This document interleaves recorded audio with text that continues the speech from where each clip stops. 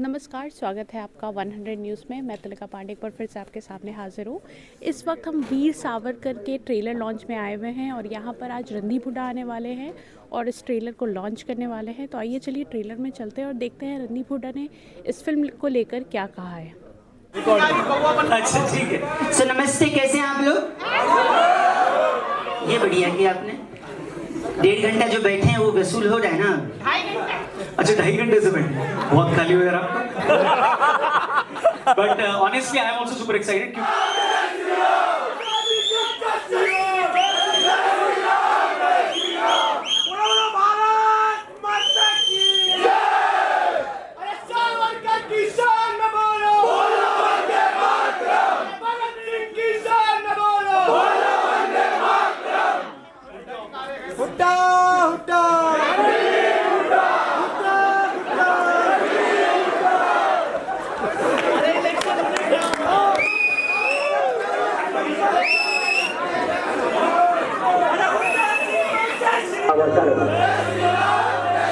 माता की जय, भारत माता की जय, वंदे मातरम, वंदे मातरम। अरे सावरकर, गुरु हमारे गोलवलकर, आदर्श हमारे Savarkar. Thank you everyone. Sorry आवाज नहीं है। Thank you. और अब ट्रेलर के बारे में, फिल्म के बारे में भी ज्यादा बिना विलंब किए, डिले किए, मैं रणदीप को स्टेज पे बुलाऊंगा। Please welcome, put your hands together for Randeep Hooda. बहुत यूनिक एक चैंट हुआ था, हुड्डा हुड्डा। ये शुरू किसने किया था? ये टॉर्च मारो रे। Thank you very much, thanks for coming Randeep. Please मारे काम आने लग गए। पहले तो मैं सबसे क्षमा मांगना चाहूंगा कि हमारी फ्लाइट डिले हो गई और आप सबको इंतजार करना पड़ा, पर मेरे ख्याल से वो इंतजार बहुत फिट था, मुझे लग रहा है। माफ किया, चलो थैंक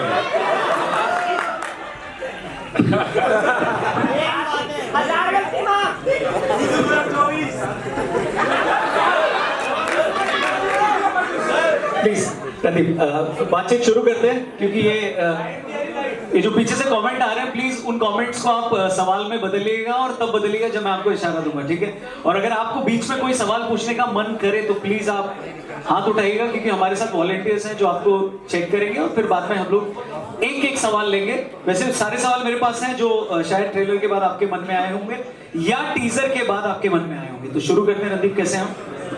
बहुत बढ़िया, आप कैसे हैं? बहुत ही बढ़िया। So thank you very much. थोड़ा आप लेट आए लेकिन ट्रेलर देखकर बहुत अच्छा लगा। दे रहा है, दुरुस्त है।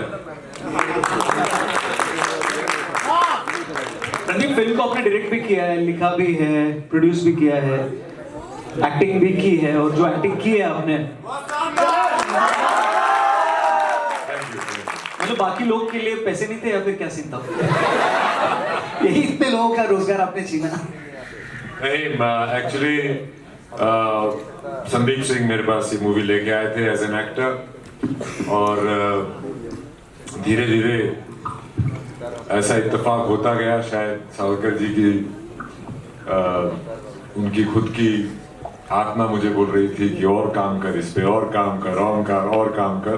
तो 2 साल से मैंने सिर्फ इस फिल्म पे और सावरकर जी की एक छवि और उनके बारे में जो उटपटांग बातें लोग बोलते हैं जी, उसको एक सच्चाई के तौर पे पेश करने में मैंने बहुत मेहनत लगाई है। मैं तो अपने शॉट लेने ही भूल जाता था। मैं डायरेक्ट जब कर रहा था तो बाकियों के शॉट लेके चलो लेट्स मूव ऑन, फिर बोलते सर आपका तो शॉट लिया ही नहीं। आई सेड शिट, अभी मेरा भी लेना पड़ेगा। But it was tough but it was fun. Perfect. पहला सवाल यही है सबके मन में, व्हाई सावरकर? सावरकर ही क्यों? मैं सवाल आपसे पूछना चाहूंगा, व्हाई नॉट सावरकर?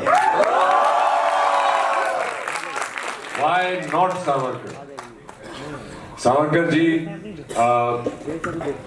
एक ऐसी शख्सियत है जिनके पता नहीं क्यों इतने सालों बाद, आजादी के इतने सालों बाद, मैं एक्टर, डायरेक्टर, राइटर, मुझे ही ये पिक्चर क्यों बनानी पड़ी, किसी ने पहले क्यों नहीं बनाई, ये बहुत बड़ा सवाल है।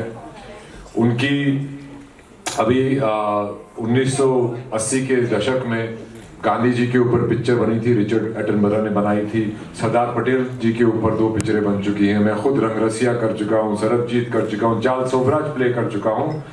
पर जब सावरकर जी की फिल्म के बारे में बात आती है तो लोग पूछते हैं क्यों? इससे बड़ा सवाल, इससे बड़ी ट्रेजेडी क्या हो सकती है? फिल्में एक ऐसे जरिया होती है जिससे लोगों को इन्फ्लुएंस किया जा सकता है, और कुछ शक्तियां थीं आज़ादी से पहले अंग्रेज और आज़ादी के बाद कुछ और शक्तियां थीं जिन्होंने उनकी कहानी, उनका बलिदान, उनका त्याग, उनका कंट्रीब्यूशन बाहर उभर के नहीं आने दिया। पर समय आ गया है सबको बताने का, सबको दिखाने का कि सावरकर जी का इन्फ्लुएंस, उनका कंट्रीब्यूशन, उनका महत्व इस देश के लिए क्या है। इसी से जुड़ा एक सवाल आएगा कि सावरकर क्या थे और क्या नहीं थे।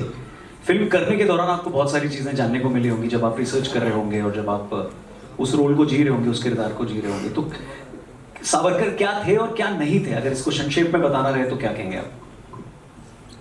सावरकर वीर थे, ब्रेव थे। सावरकर जी कावड़ नहीं थे, कायर नहीं थे। यही मैंने जब मैंने एज ए बतौर एक्टर उनके बारे में स्टडी किया तो साम दाम दंड भेद लगाने वाले एक बहुत ही इंटेलेक्चुअल जायंट थे, जिन्होंने हजारों कविताएं, नाटक, कविताएं उन्होंने जेल में रह के लिखी। वो दीवारों पे कविताएं लिखते थे और उसको याद कर लेते थे, और वो वेट करते थे कि कब कोई गलती हो जाए और जेलर आके दीवारों को फिर पेंट से पोत दे ताकि मेरे लिए स्लेट क्लीन हो जाए और मैं और कहानियां और कविताएं लिख। सागरा प्राण तड़मड़ला। सबसे चैलेंजिंग क्या था फिल्म के दौरान, पूरी जर्नी, शूटिंग के दौरान, रिसर्च के दौरान? सबसे चैलेंजिंग कौन सा एक ऐसा मोमेंट था या पार्ट था आपके लिए वीर सावरकर के इस किरदार को निभाते वक्त? सबसे पहले तो जब मैंने सावरकर जी के बारे में पढ़ना शुरू किया तो मैंने ज़्यादातर अंग्रेजी की किताबें निकाली, स्वतंत्रता संग्राम की किताबें निकाली, और मैं बहुत अचंभित रहा कि हर एक किताब में सशस्त्र क्रांति को सिर्फ एक पैराग्राफ में लिख के कि ये लोग थे, इन्होंने भी किया पर कुछ हुआ नहीं, वो ऐसे ब्रश अंडर द कारपेट होगा। मैं खुद भी स्कूल में जब पढ़ता था तो हमने सावरकर जी के बारे में नहीं पढ़ा, हमको नहीं पढ़ाया गया था। हमें काला पानी के बारे में नहीं पढ़ाया गया था। हमें बहुत सारी चीजें थी जो नहीं पढ़ाई गई थी, और हमें यही बताया गया था कि कुछ 2-3 लोगों ने ही आज़ादी ले ली, बाकी तो सब पता नहीं क्या कर रहे थे। तो ये बहुत मुश्किल था। फिर उनके बारे में जब मैं पढ़ने लगा तो मुझे बहुत गुस्सा आया कि ये उनके बारे में हमको क्यों नहीं पढ़ाया गया, क्यों नहीं बताया गया। और मैं अचंभित रह गया कि इतना कुछ उन्होंने किया और इतनी मूवमेंट्स चली थी कि हमें सिर्फ एक ही डोर से बांध दिया कि भारत को आजादी अहिंसा से ही मिली है। अरे भाई, अहिंसा से कुछ नहीं मिलता है।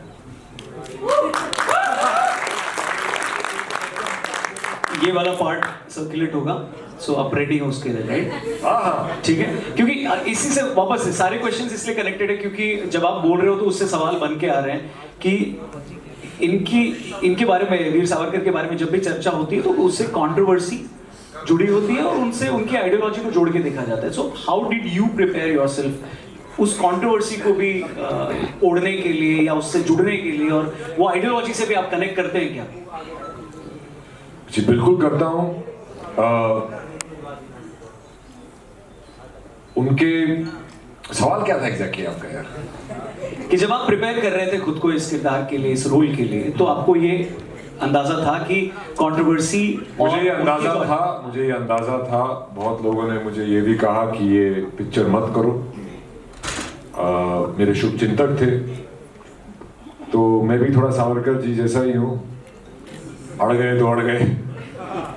तो बहुत इसमें वो आई। पहले तो रिसर्च मटेरियल नहीं था। सावरकर जी की बहुत सारी उनके अपने लेख और उनके ऊपर जो लेख थे वो मराठी में थे, जो कि पढ़ना बहुत डिफ़िकल्ट है मेरे लिए। मैंने कोशिश बहुत की।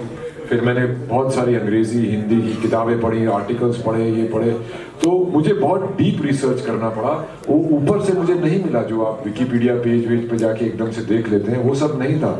वो क्यों नहीं था? वो काफ़ी अब ठीक हो रहा है, काफ़ी सारी उनके ऊपर किताबें आ रही हैं। मैं तो एयरपोर्ट पे अक्सर आजकल देखने लगा हूँ कि सावरकर जी की किताबें वहाँ पे मिलने लगी हैं।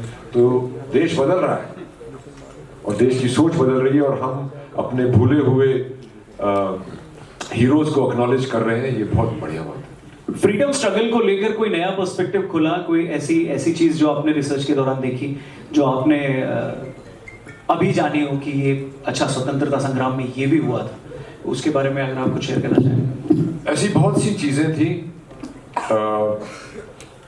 सबसे बड़ी चीज तो मुझे पता चली कि 1946 में 1946 में बॉम्बे डॉक पे बगावत हुई थी। Royal Indian air force, royal Indian navy, Bombay police ने म्यूटनी की थी और 20,000 पर्सनल उस म्यूटनी में शामिल थे। और तब जाके अंग्रेजों ने ये माना था, ये क्लेमेंट एटली जो प्राइम मिनिस्टर थे उस वक्त इंग्लैंड के, उन्होंने अपनी स्पीच में भी कहा था कि now they are an armed nation, we cannot engage them in talks any more because of the threat of the Azad Hind Fauj. और जितने भी लोग हमारे जो शस्त्र की शिक्षा लेके फौज से जो वापस आ रहे थे, वो सब अंग्रेज़ों का राज मानने को तैयार नहीं थे। तो अंग्रेज़ों को के कॉफिन में लास्ट नेल 1946 की वो बॉम्बे डॉक म्यूटनी थी, जिसके बारे में मैंने कभी पढ़ा ही नहीं था। किसी ने पढ़ा था क्या? नहीं। 1946 में बॉम्बे डॉक में बगावत हुई थी, किसी को पता है? नहीं। मुझे भी नहीं पता था। ऐसी बहुत सी चीज़ें निकल के आई और ये सिद्ध हो मेरे लिए ये सिद्ध हो गया कि भारत को आज़ादी सिर्फ अहिंसा से नहीं मिली थी, अहिंसा का भी योगदान था। गांधी जी का बहुत बड़ा योगदान था, उसको बिल्कुल डिनाई नहीं कर रहे, ना हम फिल्म में कर रहे हैं और ना ही हम यहाँ कर रहे हैं।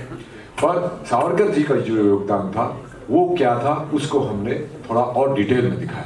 Thank you Randeep, thank you very much. मैं स्टेज पे फिल्म के प्रोड्यूसर संदीप सिंह और योगेश राहल को बुलाना चाहूँगा। Please welcome. हाय संदीप, कैसे हैं आप? Please. And Yogesh welcome. Thank you very much. और आप लोग साथ में एक ही फ्लाइट में आए? नहीं नहीं, क्योंकि ये जानना बहुत जरूरी है। अगर हम पहले आगे होते तो हम पहले बात कर लेते इसलिए। नहीं, सब एक ही फ्लाइट में थे। संदीप के वगैरह हमारी बात की वैल्यू कम होती। Thank you and welcome. और एक बार फिल्म प्रोड्यूस करने के पीछे क्या थॉट था संदीप, अगर आप आंसर करना चाहें, क्या मेन कारण था, पहला जरिया क्या था? क्योंकि जो किरदार निभाता है उसके लिए एक अलग एंगल होता है, लेकिन जो प्रोड्यूस करता है, क्या वो उसकी क्या सोच थी फिल्म को प्रोड्यूस करने के पीछे? नहीं, जब मैंने सोचा कि फिल्में बनानी है तभी मैंने सोच लिया था। इसलिए मेरी कंपनी का नाम लेजेंड स्टूडियो है और वो यही फिल्में बनाएगी और बनाती रही है जो लेजेंडरी फिगर्स हैं। तो चाहे इसके पहले वो अलीगढ़ हो या सरबजीत हो या झुंड हो या पीएम मोदी हो या अटल जी पर फिल्म हो या सफ़ेद हो और अब सावरकर।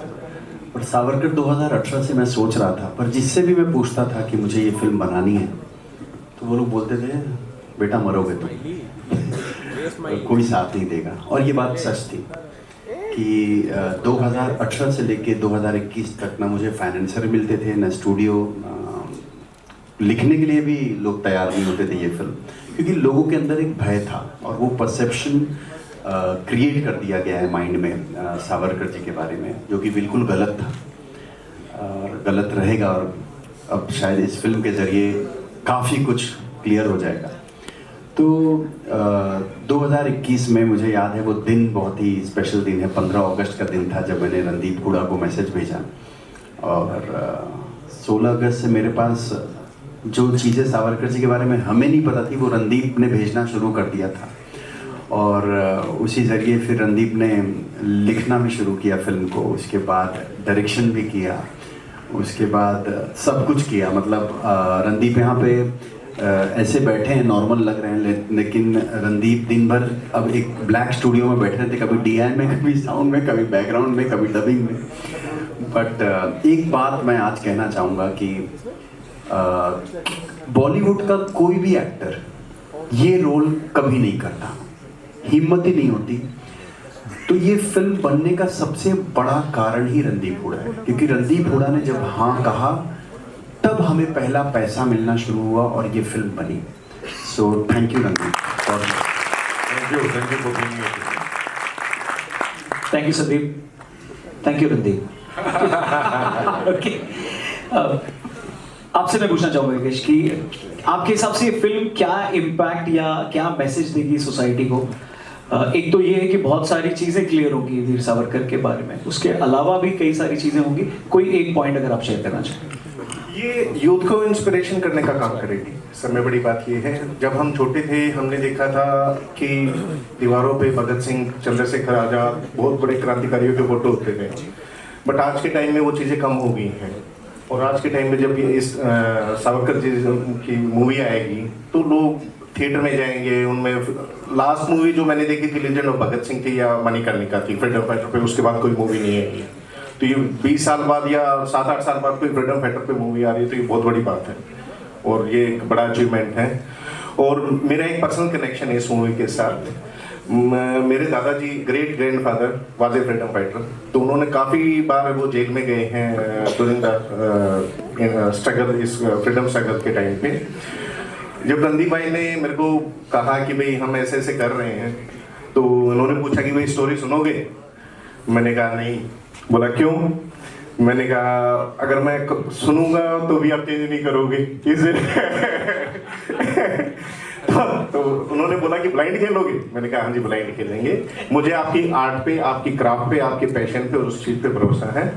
और मैं नया हूँ इस इंडस्ट्री में, तो मैं रणदीप भाई को गाइड नहीं कर सकता, बल्कि इनका ज़्यादा एक्सपीरियंस है, ज़्यादा तजुर्बा है। तो मेरी बाइट रणदीप हुडा को। Perfect, thank you very much.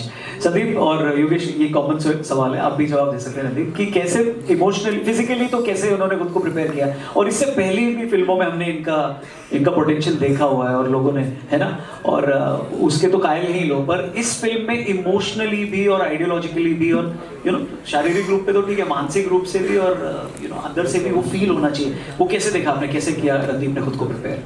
मैंने देखा नहीं, आई थिंक जो रणदीप की बहन जो यहाँ मौजूद है अंजलि जी, हम सब ने महसूस किया है, क्योंकि रणदीप ने खाना बंद कर दिया था, तो उसके बाद सब लोग रणदीप से डरने लगे, क्योंकि खाना पीना बंद था और जो भी सवाल या कुछ भी होता था तो रणदीप हैड बिकम, एक्चुअली अभी भी वो सावरकर जैसे ही हैं, तो सब लोग थोड़ा सा डर के ही सवाल पूछते थे। इनफैक्ट जो अंकुर बैठा है यहाँ पे, मृणाल बैठा है, ये सब एक डर के सवाल पूछते थे, लेकिन जब सवाल पूछते थे तो इतना डिटेल में जवाब आता था कि जो इंसान खुद का कैरेक्टर प्ले कर रहा है वो दूसरे के कैरेक्टर्स को भी समझ जाता, तो पूरी फिल्म देख लेता था।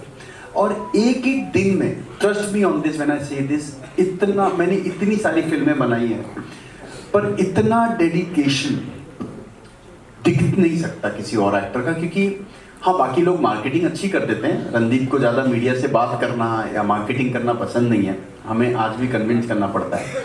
पर ये फिल्म के लिए मुझे पता नहीं, मतलब वो बहुत लंबी चौड़ी बात है, पर आई थिंक उनके परिवार वाले भी they have gone through a lot because of his health, and मुझे लगता कोई और ये कर सकता था, और वो रणदीप भी एक्सप्लेन करे तो बेहतर है कि रणदीप डाइट क्या थे, वो लोग कुछ भी नहीं खाते थे, क्या खाते थे?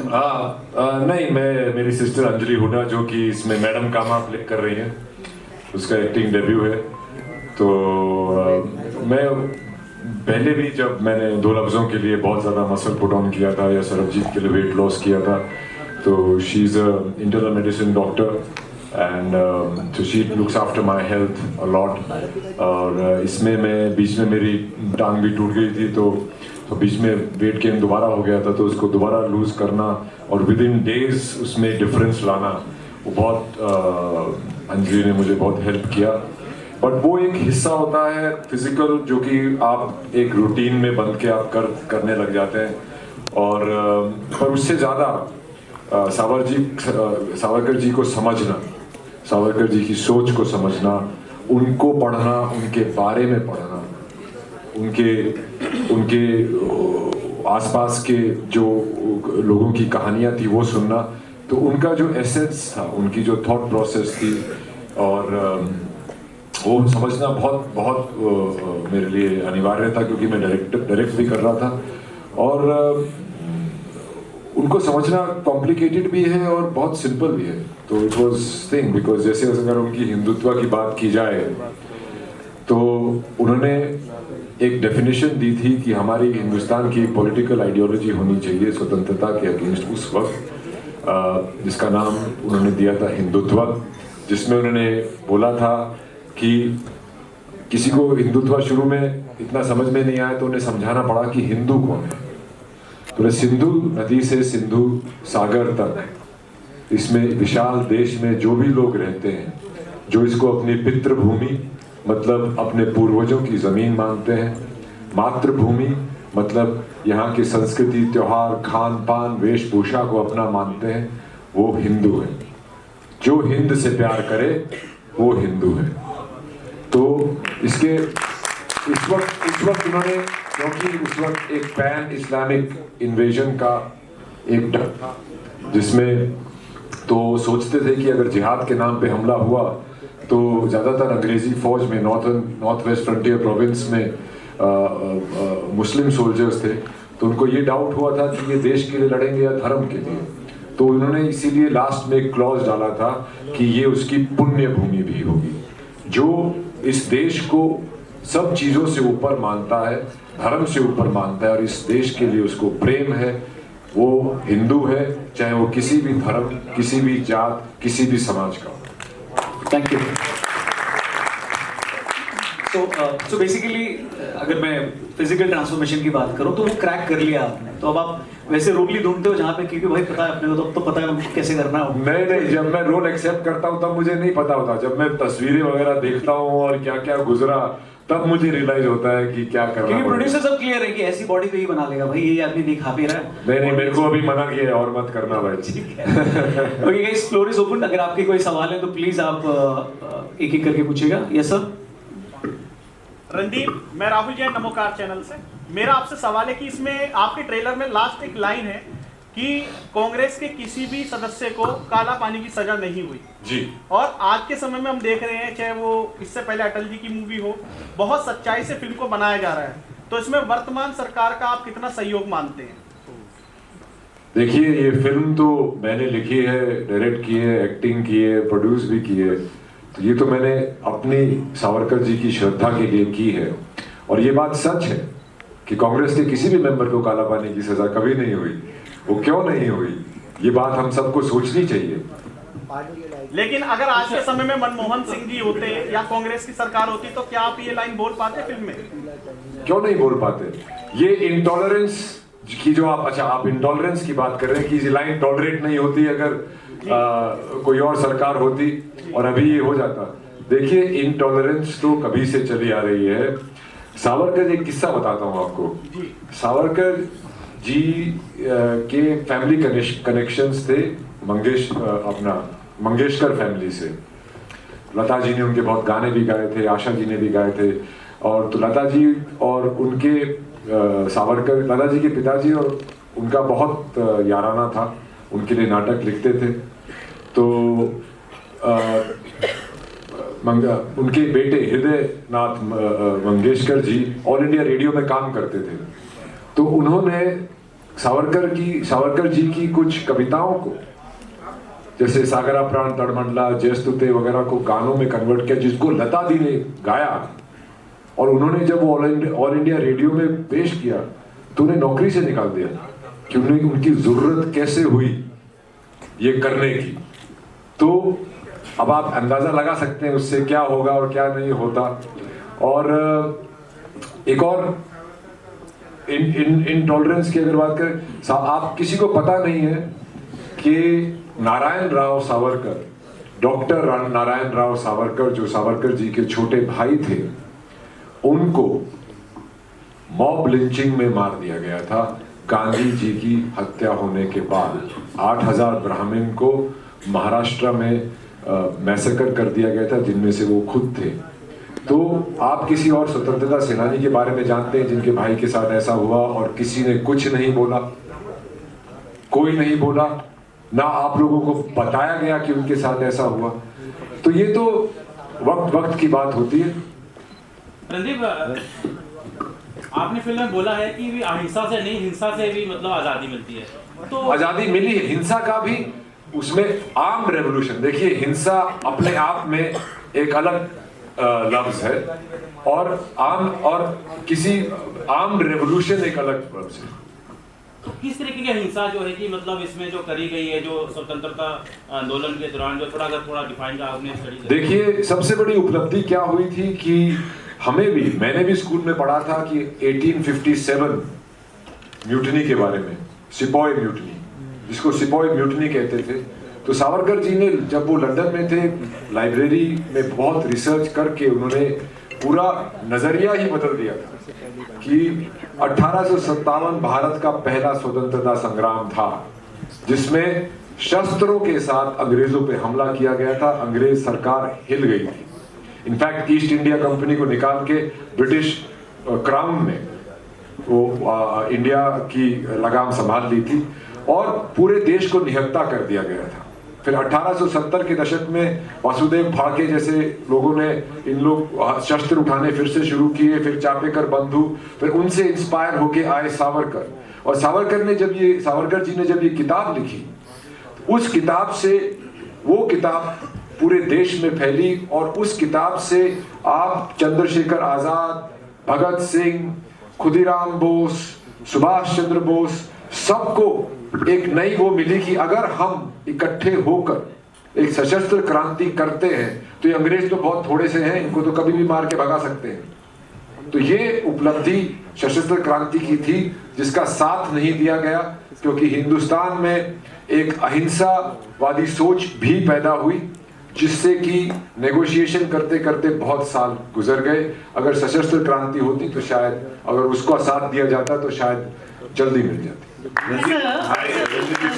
या एक second, one at a time. Sir, when it comes to Veer Savarkar, there's a completely different kind of narrative dominating on social media. Terms like Maafi Veer. How do you? Okay, आप लोगों ने यही सुना है ना? क्या बोलना दोबारा? Maafi Veer. How do you plan to fight this narrative? पहली बात तो I'll fight this narrative right now. Savarkar माफी वीर नहीं थे।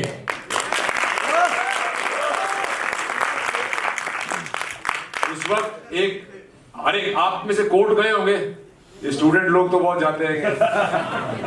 कोर्ट गए तो कोर्ट में क्या बोलते हैं?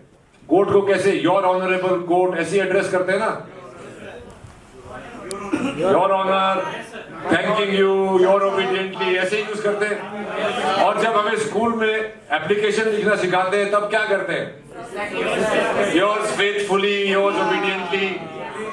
तो ऐसे ही वो जिसको ये मर्सी पिटीशन बोलते हैं, वो उसको याचिका बेल प्ली बोलते हैं, जो कि हर एक जुडिशियल प्रोसेस में अवेलेबल होता है आपको।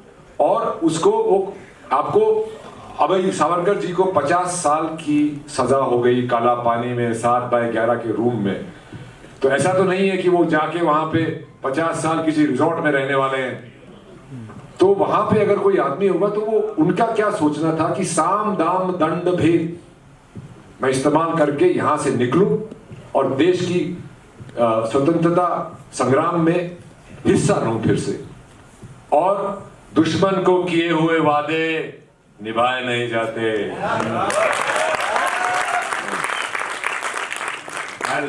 This is from Bharat 24। एक सवाल मेरा ये है, ट्रेलर में हमने वीर सावरकर जी का हिंदुत्व को देखा और फिल्म में भी देखेंगे। रणदीप के लिए आज के टाइम में हिंदुत्व क्या है, कैसे देखते हैं आप हिंदुत्व? मैं हिंदुत्व को ऐसे देखता हूं कि हिंदुत्व एक civilisation, Hindutva is a civilisation, एक संस्कृति है, एक इतिहास है, एक जमीन है जो कि इंडस से, अब तो अखंड भारत नहीं रहा, पर अखंड भारत एक it is a most uniting ideology. It was then, it is even today. Savarkar ji यही कहते थे, हिंदुत्व पैदा इसलिए हुआ था क्योंकि खिलाफत मूवमेंट में जो कि कैलिफेट मूवमेंट थी, तो गांधी जी ने मुस्लिम लोगों को मिलाने के लिए, अपने कांग्रेस में मिलाने के लिए उन्होंने खिलाफत का साथ दिया था. बिकॉज बहुत सारे ऐसे मुस्लिम पर्सनैलिटीज थी जो कि सोचती थी कि जब अंग्रेज आए थे तो ये मुगल राज था, जाएंगे तो फिर से सल्तनत ही रहनी चाहिए. उनको डेमोक्रेसी में इंटरेस्ट नहीं था बिकॉज वो माइनॉरिटी में थे. तो उनको जब स्पेशल इलेक्टोरेट दी गई, ज्यादा उनको सीट्स दी गई, तब उसके रिटेलिएशन में सावरकर जी ने ये हिंदुत्व लिखा था. और उनका यही कहना था कि इस देश में चाहे आप किसी भी धर्म जाति के हो, आप सबके सेम राइट्स होने चाहिए, किसी को स्पेशल राइट्स नहीं मिलने चाहिए. और आज भी हिंदुत्व वही है. Randeep Simi Dhawan. Ma'am just a second, one question from this side. Yes. Hello sir, my name is Tanvi. Sir, आपने पढ़ा है आई थिंक गांधी जी के बारे में भी और सावरकर जी के बारे में जी. तो उन दोनों के राष्ट्रवाद में ऐसा क्या डिफरेंस था जो उन्हें अलग रास्ते पर लेके जाता था और गांधी जी को अलग रास्ते पर लेके जाता था? Thank you. गांधी जी और सावरकर जी दोनों ही भारत के लिए डिग्निटी और स्वतंत्रता चाहते थे. दोनों ही अखंड भारत चाहते थे. दोनों के केवल नजरिए, उस अप्रोच अलग थी. गांधी जी अहिंसा में विश्वास रखते थे और सावरकर जी हिंसा से स्वतंत्रता लेने में विश्वास रखते थे. ये सबसे बड़े दो डिफरेंसेस थे. सावरकर जी मेरे ख्याल से ज्यादा प्रोग्रेसिव थे. सावरकर जी ने एक्चुअली पहला पतित पावन मंदिर, जो कि गांधी जी का गाना है, पूरा पहला मंदिर और बहुत सारे ऐसे मंदिर सावरकर जी ने ही बनाए थे. सावरकर जी हिंदू सोसाइटी को जात पात में बांटने के पक्ष में नहीं थे, पर गांधी जी वर्ण व्यवस्था को सही मानते थे कि हमारी संस्कृति का हिस्सा, इसके साथ छेड़छाड़ नहीं करनी चाहिए. सावरकर जी अंतरजातीय विवाह में विश्वास रखते थे. सावरकर जी सामूहिक खाने में विश्वास रखते थे. सावरकर जी छुआछूत से बहुत हेट करते थे. गांधी जी उसको एक्सेप्ट करते थे. अभी कौन सही था कौन गलत ये तो वक्त बताएगा और बता भी रहा है. ऐसे ही काफी सारे उनमें डिफरेंसेस. सावरकर जी बहुत साइंटिफिक आदमी थे. ये जो आप पिक्चरों में देखते हो, ये निर्देशक, निर्माता, ये सब सावरकर जी ने दिए थे. ये सब सावरकर जी की देन है फिल्मों में. गांधी जी फिल्मों को हेट करते थे. सावरकर जी को लगा अगर ये मीडियम मेरे पास उस वक्त होता तो मैं क्रांति की आग लगा देता, क्योंकि हम आज लगा रहे हैं सावरकर जी की ही फिल्म. मगर रणदीप, पहले तो आप सबको बहुत बहुत बधाई, शुभकामनाएं. Thank you. जबरदस्त ट्रेलर है. एक सवाल जरूर उठेगा कि ये फिल्म इसी साल में क्यों, 2024 में क्यों? जैसे आपने पहले कहा सावरकर क्यों नहीं, मगर ये सवाल उठेगा कि 2024 में क्यों, वो भी लोकसभा से जस्ट. ओके. तो to the people who are saying it's propaganda film, I want to say it's anti-propaganda film. क्योंकि जो प्रोपेगेंडा कुछ पक्षों ने चला रखा है इतने सालों से सावरकर जी के अगेंस्ट, उस प्रोपेगेंडा को हम इस पिक्चर से तोड़ेंगे. और ये पिक्चर पिछले 15 अगस्त को रिलीज होने वाली थी, फिर ये 26 जनवरी को रिलीज होने वाली थी. इत्तफाकन ऐसा हुआ, जैसा कि फिल्मों में अक्सर होता है, चीजें आपके कंट्रोल के बाहर होती हैं. तो ये 22 मार्च को आ रही है. और शायद जो होता है अच्छा होता है. रणदीप, हम एक्सपेक्ट कर सकते हैं जैसे आपने वीर सावरकर जी की लाइफ. इतना चिल्लाने की जरूरत नहीं, डार्लिंग माइक है तुम्हारा. या तो माइक हटा दो, ऐसे बोलो. ये एक्साइटमेंट है, जोश आप में नहीं है, हम सब में भी है, दर्शकों में भी होना चाहिए. भारत माता की. मैं एक्सपेक्ट कर सकती हूँ कि आने वाले समय में जैसे सुभाष चंद्र बोस जी की लाइफ को एक कहते हैं कि एक मिस्ट्री रह गई, उनकी डेथ लाइफ, इसके बारे में भी आप कोई नेक्स्ट प्रोजेक्ट लेकर आएंगे? देखिए आगे क्या होगा जिंदगी में, ना मुझे पता है ना तुम्हें. डालेंगे ये क्वेश्चन आई थिंक संदीप को एक दिन में चल रहा है. रणदीप, लेजेंड स्टूडियोज को पूछना चाहिए। मोदी सलाम ने बोला कि जवाब देने का वक्त है, लोकसभा के चुनाव भी हैं, तो क्या आप चुनाव लड़ने के लिए कुछ सोच रहे हैं या कुछ ऐसा? बढ़िया सवाल, इसे ध्यान से रिकॉर्ड करिए प्लीज। ऐसा कुछ नहीं है भाई। हाँ, पिक्चर के बारे में सवाल पूछिए। Randeep here, Simi Dhawan. Hi, Simi. You got physical transformation, I'm sure mental, emotional transformation as well to get into the skin of the character. So for this character or any other character, how do you come out of that? Well, the best way to come out of it is to start another one.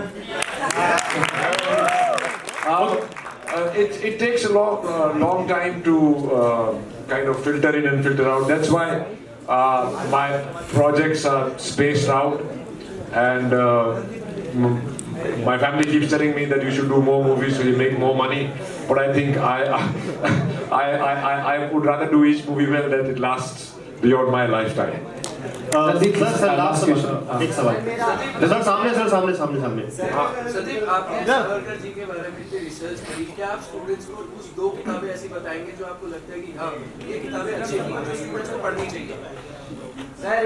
हाँ, तो ऐसी बहुत सी किताबें हैं। सावरकर जी की खुद की किताबें हैं। हिंदुत्व, जो कि अंग्रेजी में भी अवेलेबल है, हिंदी में भी अवेलेबल है। हिंदुत्व है, 7 एपॉक्स ऑफ लाइफ है, उनकी बहुत अच्छी किताब है। फिर विक्रम संपत जी की किताब बहुत अच्छी है, वो पढ़नी चाहिए, बहुत ही डिटेल उसके अंदर वो है। और भी बहुत किताबें हैं। आज भी मेरे को एक किताब मैं लेके आया था, Hindutva of Savarkar, which is very relevant. आप सबको ये किताबें पढ़नी चाहिए, और इसे किताबें ही नहीं, आपको स्टूडेंट्स के लिए मैं कहूँगा कि और भी जो ओपिनियंस, आर्टिकल्स और ये सब चीज़ें जो अवेलेबल हैं नेट पे, वो देख लीजिए। और हमेशा 2 पक्ष की बात पढ़नी चाहिए, तब आपको सच्चाई समझ में आएगी। रणदीप, सामने thank you very much everyone. I think और एक चीज, अगर किताब पढ़ने का टाइम ना मिले ना, तो 22 मार्च को थिएटर में ये फिल्म देखना और सब कुछ पता चलेगा। वेरी गुड सर, फिल्म की सिनेमाटोग्राफी सामने हाँ जी। फिल्म की सिनेमाटोग्राफी मुझे बहुत पसंद आई, फिल्म का डायरेक्शन बहुत जबरदस्त लगा। तो मैं जानना चाहता हूँ कि फिल्म की लोकेशन कौन सी चूज की गई हैं, और उस जमाने को आपने दिखाया है बहुत बाखूबी, अच्छा लग रहा है। तो कौन सी लोकेशन पे आपने इस मूवी की शूटिंग? मैंने मोस्टली शूटिंग महाराष्ट्र में ही की है, और अंडमान एंड निकोबार आइलैंड्स में, पोर्ट ब्लेयर में, जहाँ पे काला पानी में की है। मुझे बिकॉज ये सावरकर जी की पिक्चर थी, मैं लकी था, अदरवाइज वो वहाँ पे शूट अलाउ नहीं करते हैं। इस पिक्चर का ये जो लुक है, वो एक तो मेरे सिनेमाटोग्राफर अरविंद कृष्णा बहुत ही एक्सेप्शनल सिनेमाटोग्राफर है। फिर मैं production designer Nilesh Wagh, my costume designer Sachin Lavlekar, my CG VFX team from White Apple, and all these characters जो कि आपको एंड में दिखते हैं, जो बिल्कुल असली कैरेक्टर जैसे लग रहे हैं, वो मेरी मेकअप डिजाइनर रेणुका पिल्ले की देन है। और सो पूरी टीम ने मिला के, and my assistants and my other crew, बहुत सारे लोगों ने दिन रात मेहनत करके और मुझे झेल के ये पिक्चर को इस मुकाम तक लेके आए। Randeep, thank you very much everyone. मैं स्टेज पे मृणाल दत्त और अंजलि हुड्डा को भी बुलाऊंगा। एंड जय पटेल, प्लीज आप भी स्टेज पर आइए एक साथ। हाँ, पूछिए सवाल पूछिए। हाँ, बोलिए। सर, आपने जैसे पुरानी मूवीज की हैं, जैसे मतलब जिस्म 2 हो गई वगैरह, क्या कैरेक्टर डेवलपमेंट मिल रहा है अपना? जिस्म तो एक ही है, कई बार मरोड़ तोड़ लिया, पता नहीं कितने दिन चलेगा भाई, पर शायद मैं वो वाली पिक्चर ना करूं। सर, अच्छी थी वो भी। चल तेरे लिए एक सही। Okay, I would like to introduce Jay Patel. He is playing Shyamji Verma. My sister Anjali Huda is playing Madam Kama. Mrinal Dutt is playing Madan Lal Dhingra. And that's my associate director Ankur Maan. This is the team that's made the movie. Thank you very much.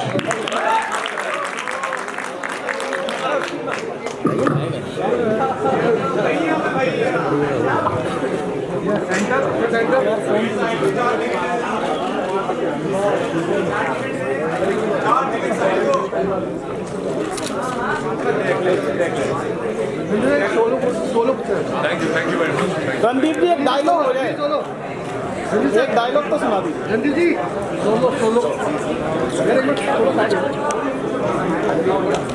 चलने एक dialogue बोलते हैं भाई भाई आप लोग नीचे ऊपर कोई नहीं।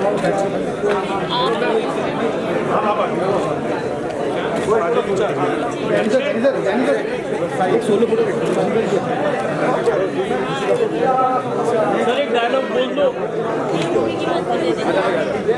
रणदीप सर एक डायलॉग, सर एक डायलॉग, सर एक डायलॉग। रणदीप सर एक सोलो, रणदीप सर एक डायलॉग। नीचे नीचे सर, नीचे सर एक डायलॉग। किसी को ले रहा है